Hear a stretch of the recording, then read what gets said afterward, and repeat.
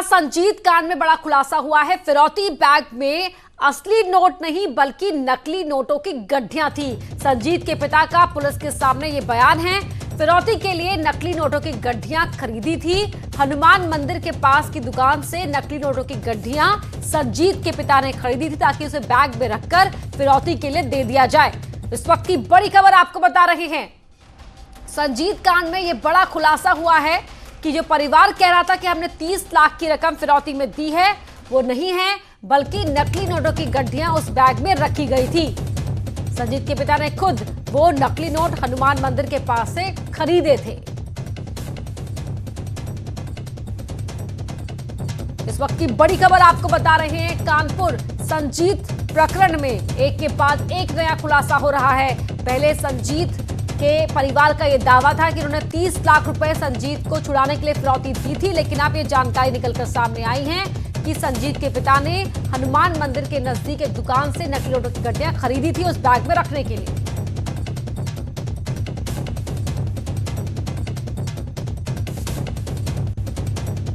तो फिरौती के लिए खरीदी थी। ये बच्चों वाली नहीं, नकली वाली गड्ढी है क्या, उसमें बैठा है। अच्छा, नकली गड्ढी नकली गड्ढी है। लगता 9-10 गड्ढियाँ लेके आया था। कहाँ से?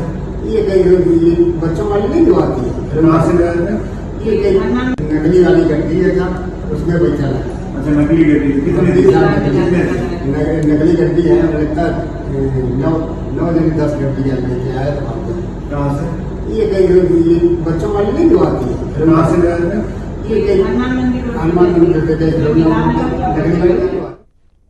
संजीत के परिजनों ने जिस दुकान से नकली नोट की गड्ढियां खरीदी थी, उस दुकान के संचालक ने भी बताया कि 4 गड्ढियां खरीदी गई थी। 35 साल का उम्र का होगा लमसम। अच्छा, तो उसको चाहिए होगी 10-12 गड्ढियां। तो बोला कि वापस 10-12। तो हमने कहा ज़्यादा तो नहीं, 4 गड्ढियां हैं। 4 गड्ढियां 500 की थी, तो वो ले गया था हमसे वो। अच्छा, 500 की 4-5 गड्ढियाँ थी नकली वाली। 4 गड्ढियां सर। अच्छा, हाँ। तो फिर वो और गड्ढियाँ मांग रहा था, तो क्या किया आपने? तो हमसे पूछा उसने क्या कहीं मिल जाएगी, तो हमने कहा सर देख लो कि कहीं मिल जाए। तो एक लड़का संजीत की हत्या के मामले में अब एक नया खुलासा सामने हो रहा है। न्यूज़ 18 ख्यात वो वीडियो लगा है जिसमें मृतक संजीत के पिता चमन ये बात कह रहे हैं कि नकली नोटों की 9 से 10 बंडल दुकानदार के यहाँ से लिए गए। यानी वो नकली नोट थे जो 500 के दिए गए थे बैग में भर के। यानी जिन बातों पर शंका थी कि वो नए नोट हैं कि नकली नोट हैं कि असली नोट हैं, उस पर कहीं ना कहीं मृतक के पिता ने साफ तौर पर ये मोहर लगाई कि और ये नोट हम लोगों ने 9 दुकानदार से बर्रा के लिए थे। वहीं एक पूछताछ में बर्रा के दुकानदार ने ये बताया कि उससे 30 से 35 वर्ष का युवक 4 से 5 बंडल लेके गया है। नकली वाली गड्ढी है क्या? अमित हमारे सहयोगी फोन लाइन पर जुड़ गए हैं। अमित, ये वीडियो तो एक इस पूरे मामले को एक नया ही मोड़ दे रहा है। देखिए, मैं आपको बताना चाहूंगा, जिस दिन से ये अपहरण कांड हुआ उसके बाद से कहीं ना कहीं रोज नई कड़ियां जुड़ती जा रही हैं और टूटती जा रही हैं। अगर बात की जाए इस पूरी प्रकरण की, तो कहीं ना कहीं पहले झोले में पैसे रखने की बात हुई, फिर पैसा फेंकने की बात हुई, फिर नाली में जाने की बात हुई, फिर रेलवे पटरी पे बात हुई, फिर मोबाइल के टूटने की बात हुई, फिर तमाम कड़ियां जुड़ती गई। पहले उसकी बहन ने कहा हमने पैसा नहीं दिया, फिर बाद में ये कहा कि इंस्पेक्टर के दबाव में आके दिया, फिर थर्ड बार बाइट दी कि इंस्पेक्टर ने कहा था कि क्यों, मतलब यानी स्टेटमेंट बदलते चले गए। अब जी, ये जो वीडियो है बार बार अपने बयान बदलता रहा ये परिवार। बहुत शुक्रिया अमित आपका इस पूरी जानकारी के लिए। वहीं विकास दुबे की पत्नी ऋचा दुबे से न्यूज़ 18 ने की खास बातचीत। इस बातचीत में क्या कुछ खास खुलासे ऋचा दुबे ने किए, आपको सुनवाते हैं। देश दुनिया और प्रदेश को दहलाने वाले बिकरू कांड, जिसमें 8 पुलिसकर्मी शहीद हो गए थे, और उसके बाद बिकरू कांड के आरोपी विकास दुबे का एनकाउंटर हो जाता है। विकास दुबे की पत्नी ऋचा नेटवर्क 18 से बात कर रही हैं। ऋचा जी, आप ये बताएं, 2-3 जुलाई को विकास का क्या फोन आया था, उन्होंने क्या बताया था आपको? उन्होंने मुझको बताया कि मेरा यहाँ गांव में गोली चल रही है और लड़ाई हो गई है, सोनू ऐसा करो आप बच्चों को लेके घर से चली जाओ।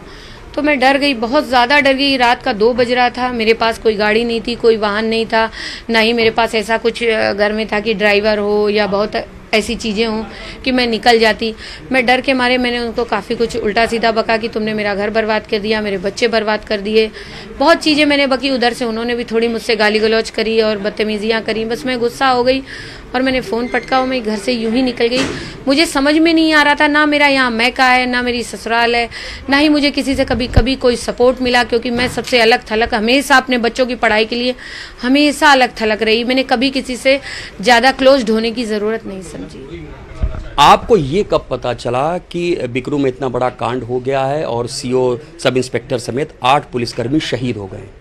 मुझे ये सुबेरे जब मैं टहल रही थी, जहाँ चाय पी, हम लोग होटलों में टहले, बहुत अपना मतलब वो बुरा वक्त था कि मैंने कैसे काटा। मैं याद करती हूँ तो मैं आज भी नहीं सो पाती हूँ और डर लगता है मुझको।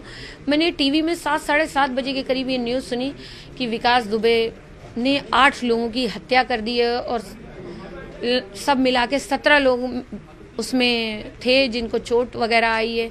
मैं बहुत ज़्यादा डरी हुई थी। जो उसमें एक सीओ शहीद हुए देवेंद्र मिश्रा, क्या आप जानती थी देवेंद्र मिश्रा और विकास दुबे में पहले से कोई रंजिश दुश्मनी थी? नहीं, मैंने तो कभी उनकी शक्ल भी नहीं देखी थी सर की, और ना मुझे ऐसा कुछ पता था। सर मुझे पता होता या मुझे जानकारी होती तो आज आप लोग मेरे अगल बगल ना होते, ना ये न्यूज़ वाले आते, ना मेरा रिपोर्ट लेते। मैं इस कांड को कभी होने ही ना देती। आपको क्या लगता है कि ये कांड क्यों हो गया? विकास का क्या नेचर था? विकास के अंदर वो अपराधी प्रवृत्ति थी, वो पुलिस के ऊपर हमेशा हमलावर हो जाता था, वजह क्या होगी? आपको क्या?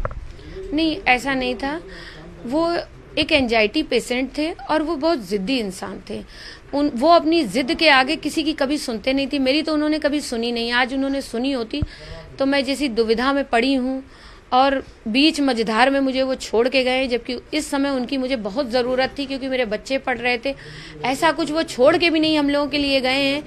मुझे अपनी ज़िंदगी नए सिरे से स्टार्ट करनी होगी। आप समाजवादी पार्टी से जुड़ी हैं ऐसा बताया जाता है और वहाँ से जिला पंचायत सदस्य भी हैं। हाँ, ये सच है। मैं जिला पंचायत सदस्य हूँ और मैं समाजवादी पार्टी से जुड़ी हुई हूँ, मगर मेरा कोई लेना देना नहीं। वो जो भी करते थे सब विकास करते थे, मेरे सिर्फ दस्तखत, वो भी दस्तखत मेरे बना लेते थे।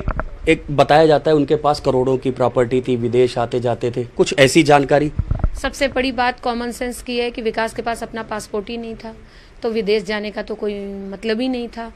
और इतनी प्रॉपर्टी होती तो मैंने कई न्यूज़ चैनलों को बताया है, मैं 1600 स्क्वायर फीट के मकान में नहीं होती। आज मैं कम से कम 6-7 हज़ार 10 हज़ार के स्क्वायर फीट में मकान में होती, और मुझसे कोई सवाल करने भी नहीं आता। मुझे ये विश्वास है। आप अपने परिवार की बात कर रहे हैं, अपने बच्चों की केयर करने की बात कर रहे हैं, उनकी वजह से आप अलग रह रही थी यहाँ से। 8 पुलिसकर्मी शहीद हो गए, उनके परिवारों के लिए क्या? मैंने हर न्यूज़ चैनल में जिससे बात करी है, हाथ जोड़ के प्रार्थना करी है। अपने इस गलत, मेरे पति के इस गलत कृत्य के लिए मैंने उन सब के घर को माफ़ी मांगी है। मैं उनको जानती नहीं हूँ, मैंने उनको देखा नहीं है, मगर वो मुझे देखें और मुझे माफ़ करें। इसमें मेरे और मेरे बच्चों कोई भागीदारी नहीं थी। यदि मैं उस वक्त जानती तो हो सकता हो वो 8 पुलिस कर्मियों की पत्नियां विधवा ना होती, मैं अकेले विधवा होके अपनी एक मिसाल कायम करती कि मैंने उस इंसान को मार दिया जो 8 पुलिस वालों को मारना चाहता था। अब सुप्रीम कोर्ट की निगरानी में उसकी जांच शुरू हो रही है, एसआईटी जांच चल ही रही है। आपको ऐसा लगता है विकास दुबे का एनकाउंटर सही था या फर्जी था? देखिए, मुझे अपनी न्यायपालिका पे पूरा भरोसा है। जो वो न्याय करेगी मेरे लिए सर्वप्रिय है, मेरे लिए वो, मैं उसके लिए पूरी तरह तैयार हूँ। जो न्याय करेगी, मेरे मुख्यमंत्री जो करेंगे, मैं उसके लिए, मैं अपनी सरकार के साथ हूँ, मैं अपने पुलिस के साथ हूँ, मैं अपनी जनता के साथ हूँ। मैं सामाजिक हूँ, मैं समाज में रह के अपने बच्चों को पालना चाहती हूँ। मैं ऐसा कोई कलंक लेके जीवन में जीना नहीं चाहती हूँ कि आगे चल के कोई ये कह सके कि अपराधी के बच्चे अपराधी थे। या इसलिए मैं हमेशा से बाइकआउट रही विकास से, हमेशा उनसे दूर रही, अपने बच्चों को अलग रख के पाला, और कहीं ना कहीं 50% मैं ऐसा कर चुकी हूँ। बस मेरी सरकार, मेरा समाज मेरी मदद करे और मैं अपने बच्चों को पाल सकूं। और मैं 10 जो विधवाएं हुई हैं, 8 विधवाएं हुए, जितने भी लोग परेशान हुए, उनसे हमेशा हमेशा जिंदगी भर जब तक जीऊंगी सिर्फ और सिर्फ माफी मांगूंगी। एक आदमी की चर्चा होती है जय वाजपेयी की, कि जय वाजपेयी फाइनेंसर थे विकास दुबे के और उन दोनों के बीच में आर्थिक लेन देन होता था। ये सब मुझे नहीं पता है पति क्या कर रहा है और क्या कर सकता है। आप भी एक हस्बैंड हो, क्या आप घर जाके अपनी पत्नी से ये डिस्कस थोड़ी ना करोगे मैं किससे मिलके आया, क्या करा। पति के कृत्य का पत्नी पूरी तरह खुलासा नहीं कर सकती। या तो पति वो उस टाइप का हो कि छोटी छोटी बातों में मुझको सब बातें बताए, ऐसा नहीं था, मुझे कोई जानकारी नहीं थी। व्यक्तिगत रूप से विकास का स्वभाव कैसा था? आपको ऐसा लगता है उनका स्वभाव में कहीं कोई खामी रही जिसकी वजह से इतनी बड़ी घटना हो गई है? व्यक्तिगत परिवार के लिए बहुत अच्छे थे वो। अपनी जैसे कुछ लोगों ने रिपोर्ट में छापा है कि विकास अपनी माँ को मारते थे और पिताजी को मारते थे, ये सब झूठ है। विकास अपनी माँ को बहुत प्यार करते थे, जिसका ये है कि आज तक मैं विकास की माँ से कभी बदतमीजी नहीं कर पाई कि कभी लड़ी हूँ। या आप उनके डायरेक्ट बगल के घर में रहती हैं, आप जाके पूछ सकते हो। अपने माँ बाप के लिए बहुत अच्छे थे, अपने बच्चों के लिए बहुत अच्छे थे, एक अच्छे इंसान थे। मगर उन्होंने जाते जाते ऐसा कृत्य कर दिया कि जिसके लिए अब मैं उनकी अच्छाइयाँ किसी को बता नहीं सकती। कोई स्वभाव में कमी थी उनके?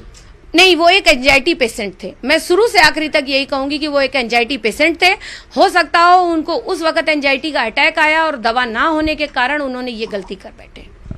ये थी विकास दुबे की पत्नी ऋचा दुबे, जिन्होंने तमाम बातों का खुलासा किया है। उनकी प्रॉपर्टीज़ के बारे में भी बताया, जितनी जानकारी उनको थी। अपने बारे में भी बताया कि वो समाजवादी पार्टी से जुड़ी हुई। इसी के साथ ही साथ उन्होंने सरकार और देश की न्याय व्यवस्था पर भरोसा भी जताया है। कैमरामैन गोपी गिरी के साथ ऋषभ।